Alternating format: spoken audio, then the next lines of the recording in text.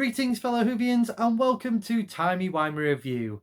My season review of Trial of the Time Lord continues with parts 5 to 8 entitled Mindwarp. Just in case you don't know the plot, the Sixth Doctor is now on trial, and if he is found guilty, he is to be executed with his remaining regenerations to be forfeited.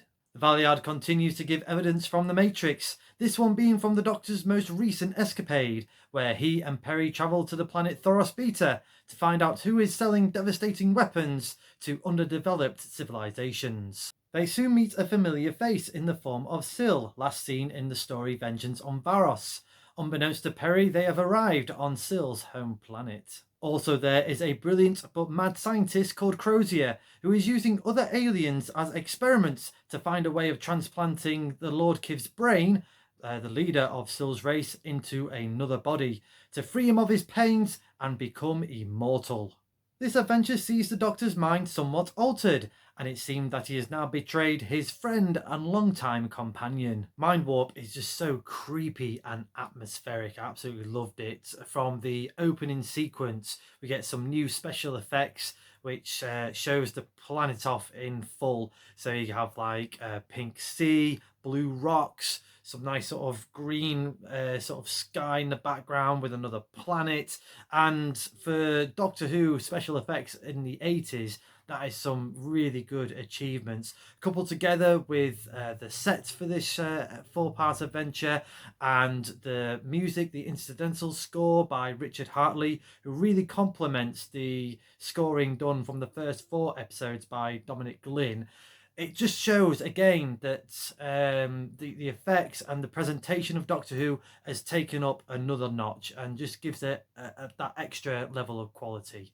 This story is brilliantly told by the amazing group of characters that you have for this story, written by Philip Martin, and what a cast to tell this story and portray these characters on screen. So I'll start off with the legend that is Brian Blessed. He was King Yrcanos, and in a nice way, he's just so Brian Blessed, just loud, boisterous, just fun to see on screen. I mean, I love Brian Blessed.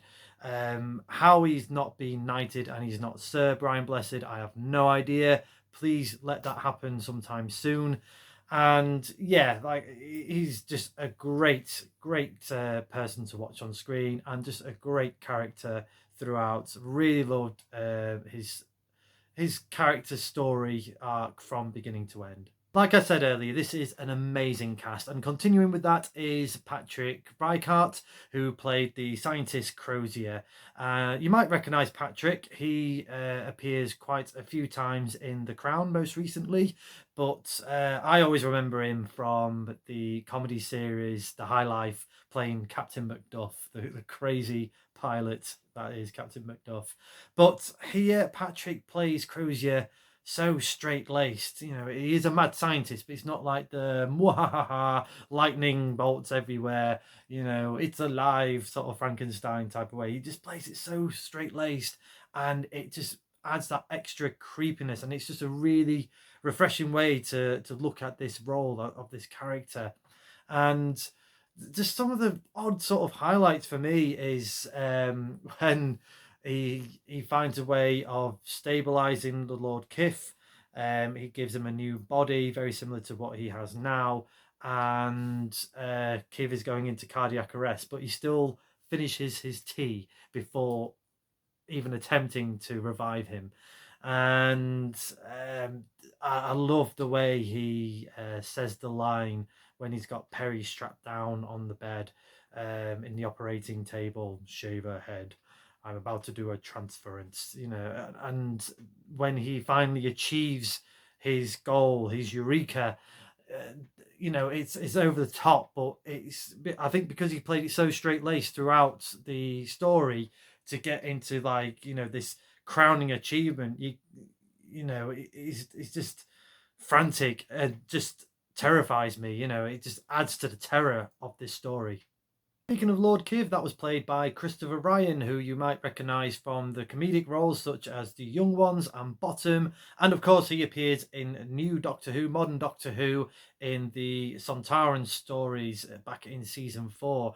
And apart from the voice, really, he's quite unrecognisable. I think he's a very underrated actor. You know, like I say, I know him sort of mainly more for his comedic roles, but to still do the straight acting as well, very versatile actor. Really enjoyed him as Lord Kiv. Just complaining about his head pains and sort of like, I can't stand this anymore. Yeah, it's just a great sort of character, and the costume as well for Lord Kiv and Syl for Doctor Who budget. I think they're probably one of the best costumes, especially from the 80s. We have the return of Nabil Shaban as Syl. Again, Syl returns from last story, Vengeance on Varos, and Nabil is such a great actor. He really makes the character of Syl comes to life, as we saw in Vengeance on Varos, emulated and advanced here in Mindwarp. And that laugh that he does, it's just unrepeatable. I can't do it. I don't know anyone else that can do this laugh that he does. If you can, let me know. Show me on Twitter, please. I would love to see an impression of Syl's laugh. So if you can do it, pop it on Twitter for me, please. But yeah, I totally agree with what was said in the documentary. He's probably one of the last great villains in Doctor Who. You know, you think about obviously the Daleks, Cybermen, the Master. If you went for sort of standalone villains, Syl has got to be in the top 10, surely. Just a very memorable character.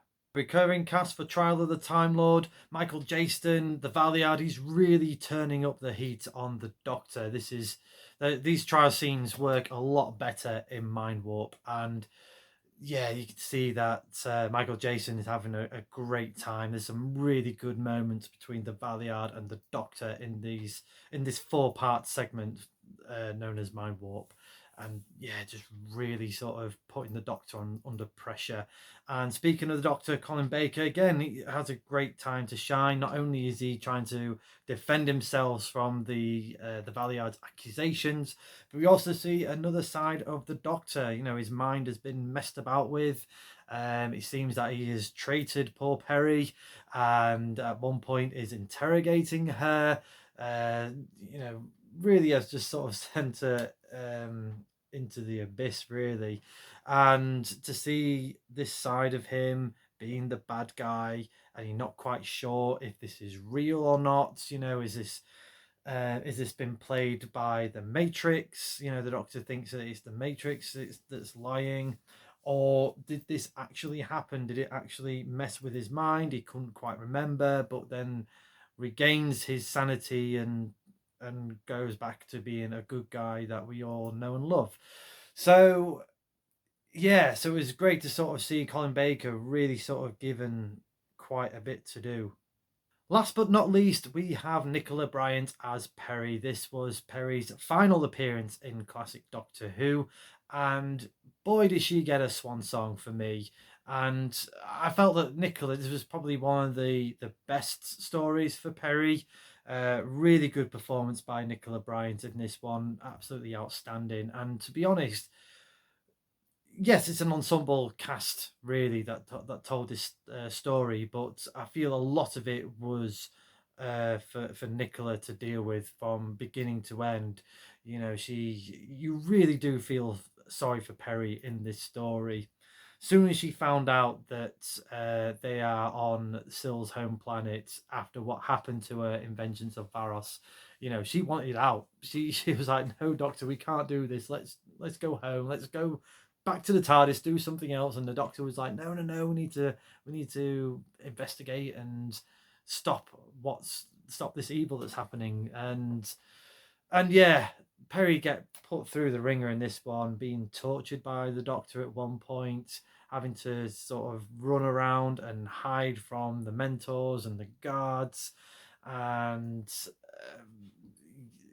dealing with Brian Blessed and the Wolfman. And yeah, she really sold it for me, this one. She just you get this sense of impending doom from Perry, and at the end, 40 years, well, nearly 40 years, spoilers. Yeah, she kind of gets her mind wiped.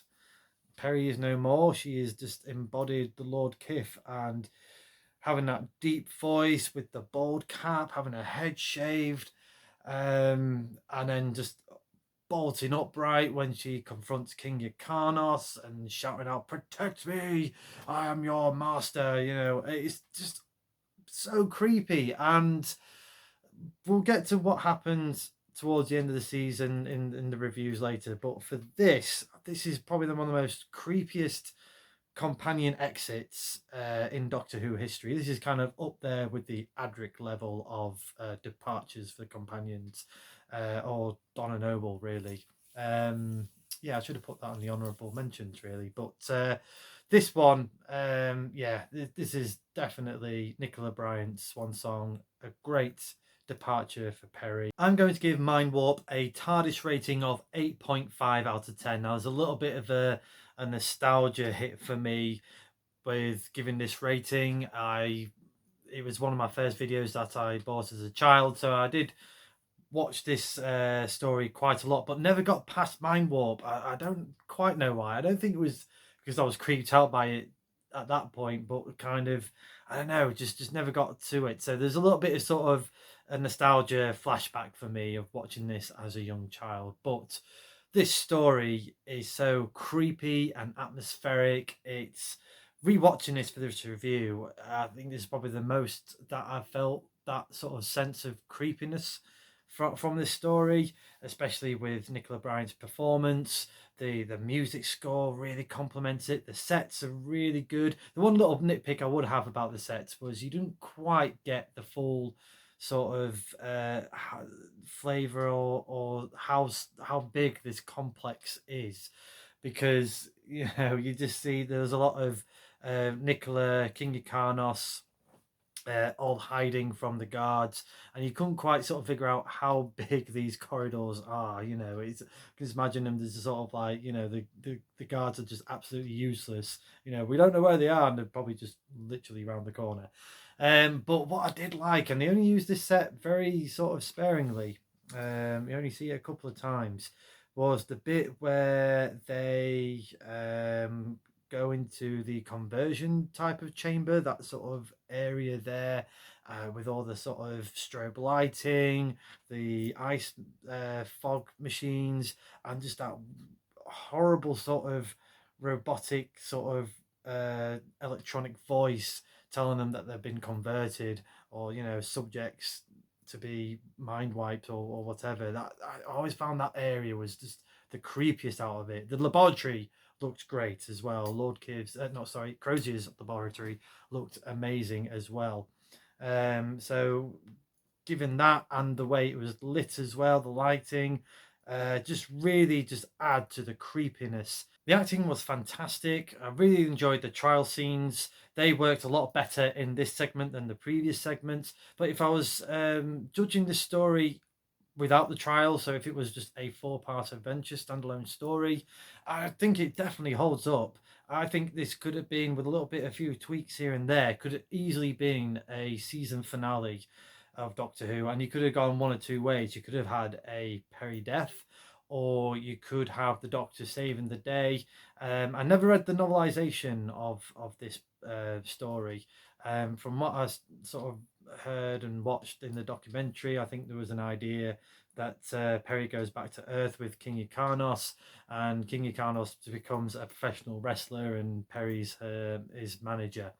But what I do like that they kind of never really answered or explained was the Doctor himself. Was he actually manipulated with his mind? Did he go bad in like a weird amnesia type of way, and then regained his senses and become the hero that we all know and love? Or was it a massive lie from the Matrix? Was it been manipulated? It's still a bit of sort of wishy-washy sort of variation. So I don't know if that was intentionally left for the audience to figure out themselves, or have, or just leave to their own imaginations, because there is evidence of it could be either. But at the end of part 8, you just can't wait to see what happens next. Let me know in the comments below your thoughts to Mindwarp. Did you enjoy this story? And let me know also what you thought of the Sixth Doctor. Did you think his mind actually did get altered, or was it a lie from the Matrix? Next time on Timey Wimey Review, my Trial of the Time Lord season review continues with the next installment, Terror of the Vervoids. Until then, thank you very much for watching this video. I hope you've enjoyed this review. Please like the video, share the video, and subscribe to the channel. And as the good doctor once said, I was taken out of time for another reason, and I have every intention of finding out what it is.